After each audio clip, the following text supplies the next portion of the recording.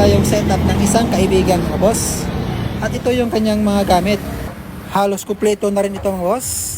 At ito rin yung kanyang mga gamit na mga amplifier. Mikol CA20, Audio Master na TR1800 at KKA CE9. Napakagandang setup mga boss. Bali 3-way connection yung kanyang ginawa dito.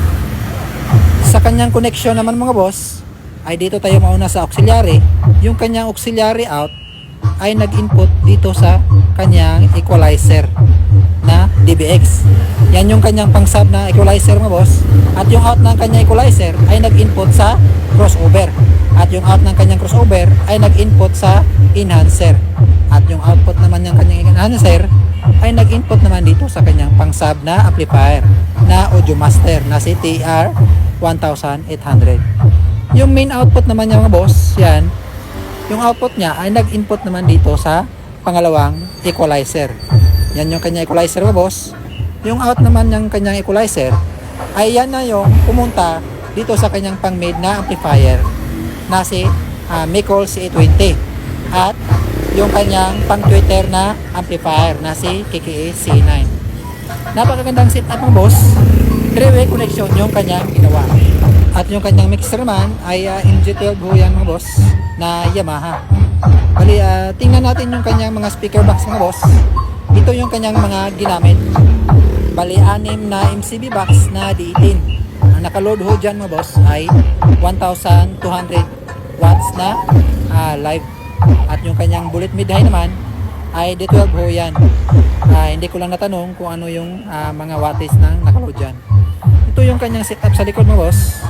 Ito yung kanyang low, mid at high amplifier. At ito yung kanyang connection sa likod ng kanyang mga gadget. Suabe yung setup mga boss.